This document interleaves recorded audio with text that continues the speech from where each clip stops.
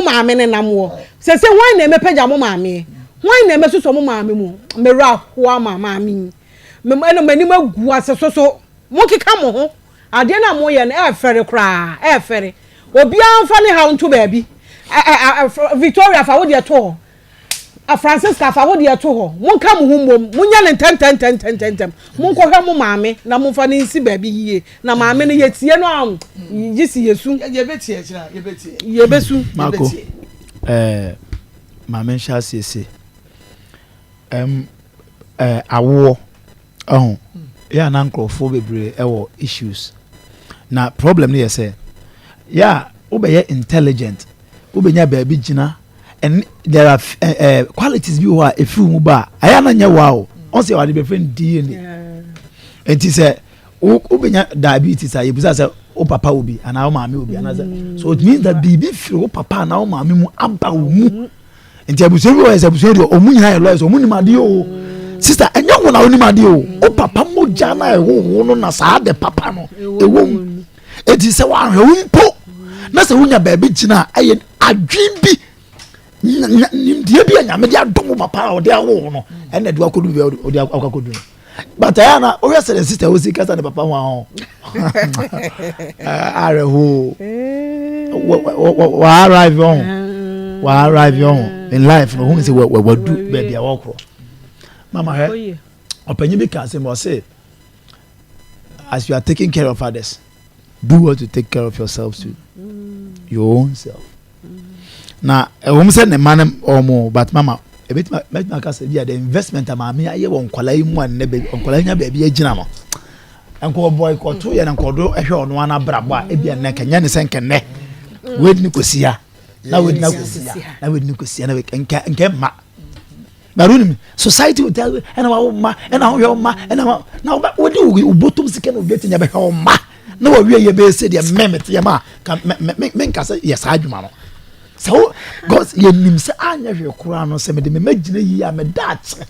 ye kan wa de bia say ye bo akokura mo bi ye bo abro mo bi what it means in say o hwe o mayi a dat wo akokura bom no o mru wa bom no o mo so na say obe wo ma te say we no na wo mru wa bom na say wo ya the same ye be ye wo de a and na ka this kind of investment sabre no ka offer hotel manager na mon send me sales mem na watch no and offer car adoda o car business na mo fa mra me make our man nyam robbers number because if this is the end there so be also so I really say next year there now me person make us more disrespect me person make us and no nya the gas o camera for tray o camera for tray o mama and papa no so nti ote ha o maami nti no se wo do o maami a o mo go be pede wa ha maami kura wu o pa no kwa yi o maami nti no te a na no papa na the gas just what the phone obi do ko school visa mo abete brofo a chen no to o kan brofo a kire no ma o mra no ho ase tell you o sika sa dia hanta na too much mama o mra no ho ase kura maame ne kasa enya nti but ma em say yete maame ne enka me better say one na na kwa kasa wutim say enya nsem it must omra from minim entawanta wa ewo woni onu aba ne entem 400 series nti adentia sanity na papa na kasa well so spiritual bibi so ho so woni because like seriously it's too much it's too much mama me say asem bi no wanye nipa neka ma wo ye na nipa na wana so omfumo bi da wana so omfumo bi da waya eti edu bebi na wo obi funwa na wonya akoma de ache kakra wo to na wo nso be fun obi se de won be so de change sana wo fun obi won fan cho ankan se ka wo he ka wo bob na mesre no Francisca ne e ba kwa First Victoria mesre mo ma me no kwa da adwamu ye hwenye nkwansa wo de munya te se abayifo no me kwa so de ba pa ba be bodua mo nya no bi se se de ba mo nya no bi ye ma me ye wo de vek ye hwema antiwie na no toro pa me no mie no ma cho de ye nya ne safo na na ho to ya ba da to aso ye nya safo na mo na ye nya nkwa na nkwa ma ne brenso ye obewu because of nipa negligent ma ye ho ase ano ye evangelist mame tietia na make say ni yento mame yento said your mame sitie biara o mame no was the last Mother's Day na me ka say bebre farisi ade ma me be kire o bebre o kama tete ma me tumi na me hwe na me tete ma me free die wo di be sise wo kok unya enfie nsia ade na ma me anya ama wo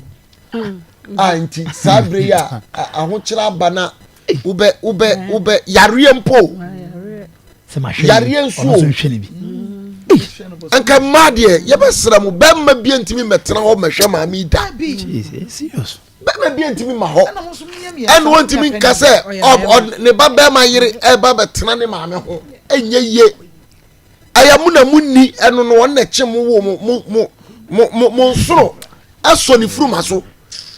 entimu di ma mi se ya na tete ya na were wo sa na tim na mo sisi dancing kan ya ma wo mu na nanfo bi susu krasifo bi su di akire ya ma me awu yakoye yi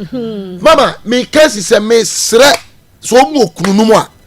enkure ensefo no ye be sre mu mun kasa nkire mo yire no so mu okunu no mu a ye be sre enkontafo no me nkonta no me di nyame di me sre mo mun che mo yire no mun tena sram no mun kasa na ji tim mo na mo kwa koyensi yo papa yi wo ma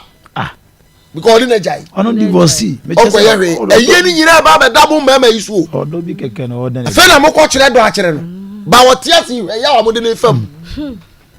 misramo ma mo kente papa bi amma ni friend sesi ya o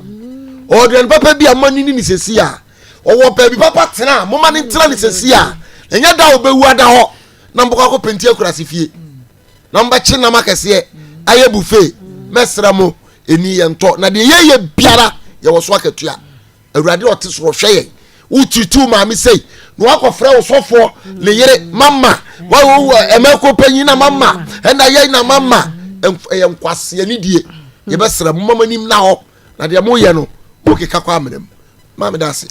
me dase ha ya Akoma 87.9 FM on your TV Akoma mo Nsem dwumadie no eno ana wo hwe na wutie no na ye catch a Vic ene Francisca Semodama mo papa se de obehwe mama yade no wadru fie o je to ase 2000 umi no 1000 en sheda nye musika bi asa nti mo mama na ase nye hare na mo fanko no mo start entreaty mama no ya be kwa homa ne so na ye ne eche fon so akodi komo 0322498035 0322498035 na 0243114497 within the baby aka safri me kwa mini aba papa bi me kwa me wafa kwa ata papa mini aba ma so wa santuma pon ko fi ase